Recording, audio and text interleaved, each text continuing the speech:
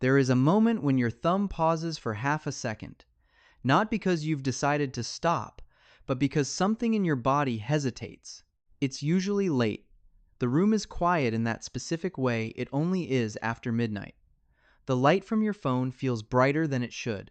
Your face is expressionless, but your eyes are doing all the work, flicking, scanning, judging in milliseconds. You don't even remember the last 5 videos. And then without thinking, you keep going. But this isn't really about scrolling.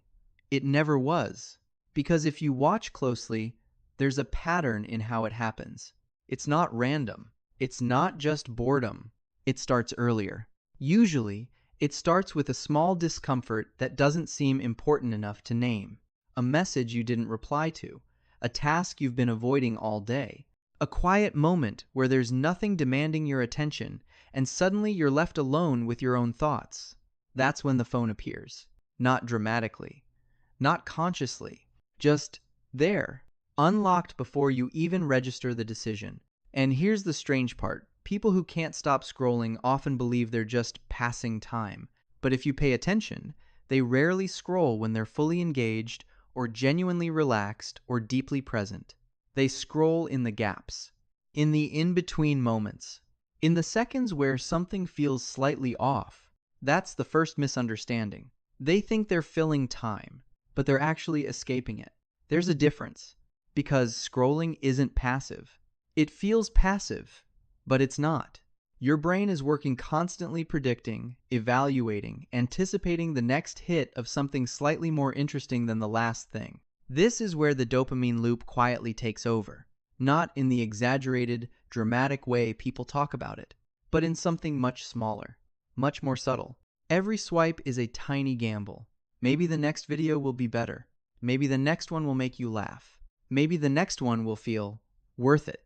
And that maybe is enough to keep you there, not because it's satisfying, but because it almost is. That's the hook. Not pleasure, almost pleasure. And your brain hates unfinished loops, so it keeps going. Just one more, just a little longer. But here's where it gets uncomfortable, because if you stop the video right now and actually think about the last time you scrolled for an hour, you probably didn't enjoy it. Not really. You didn't feel better afterward.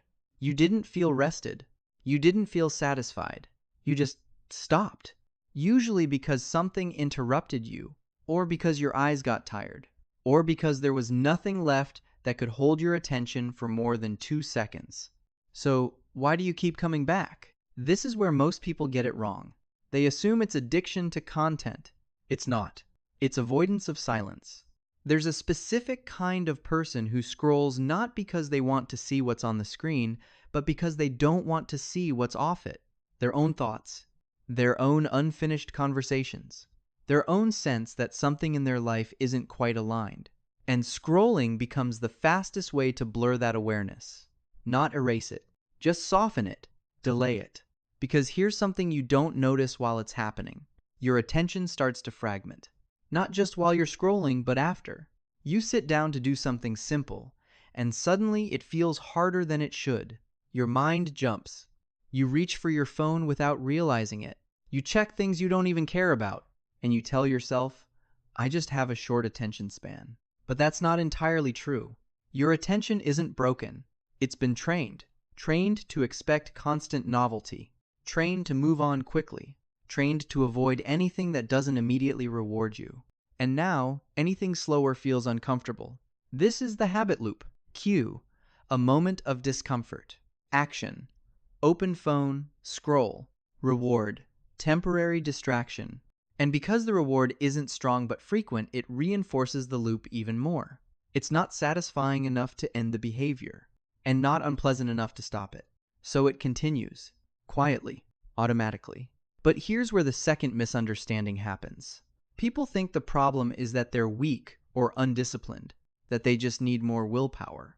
But if that were true, it wouldn't feel so effortless. It wouldn't happen without thinking. The real tension is deeper than that. It's identity. Because most people who can't stop scrolling don't see themselves as people who waste time. They see themselves as capable, as aware, as someone who knows better.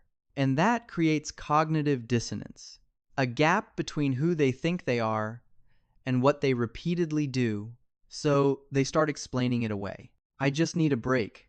I've been working all day. It's not that bad. And each justification smooths over the discomfort just enough to continue the pattern. But if you look closely, there's a quiet frustration underneath, a low-level awareness that something is off, that the time isn't really being used the way they want, that they're not as in control as they'd like to believe.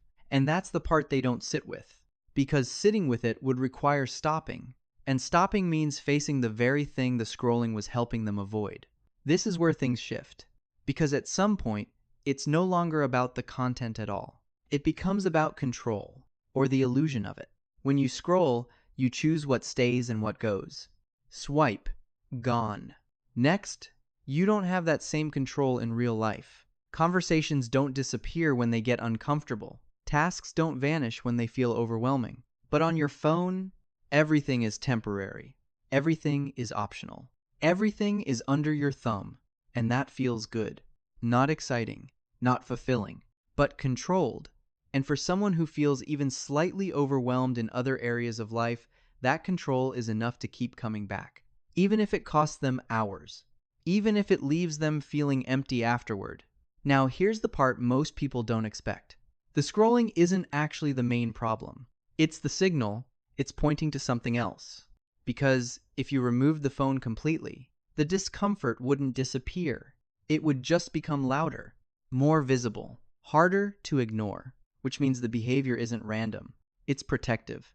It's doing something for you, even if that something is just delaying a feeling you don't want to deal with. And once you see that, the pattern changes. Not immediately, not dramatically, but subtly. You start noticing the moment before you reach for your phone. That tiny pause, that slight discomfort, that almost invisible urge to escape.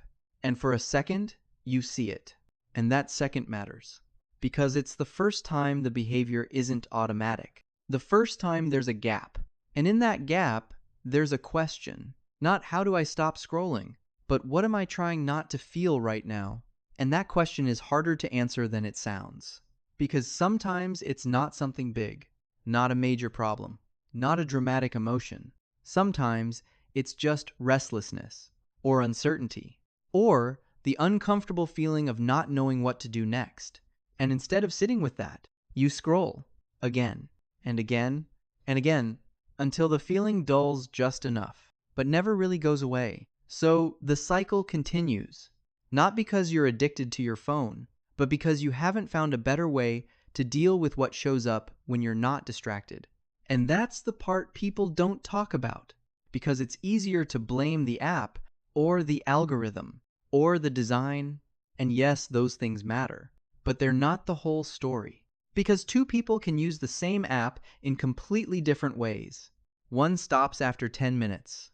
The other loses hours. The difference isn't the platform. It's what the platform is doing for them. And once you see that, you can't unsee it. The scrolling becomes less invisible, less automatic, a little more obvious. You start noticing how often it happens when you're alone, when things get quiet, when something feels slightly unresolved. And maybe, just maybe, you begin to question it. Not in a dramatic, life-changing way, just in small moments. Moments where you almost reach for your phone, and then don't. Not because you forced yourself, but because you saw what was happening, and that changes everything, slowly. Because the goal isn't to eliminate scrolling completely. That's not realistic. The goal is to understand it, to see it clearly enough that it stops running in the background without your awareness. Because once something is fully seen, it becomes harder to do unconsciously. And when it becomes conscious, it becomes a choice. Not always an easy one, but a real one. And that's where things start to shift. Not in your phone, but in you. So the next time you find yourself in that quiet room, with the dim light on your face, your thumb moving without thinking, pause for just a second.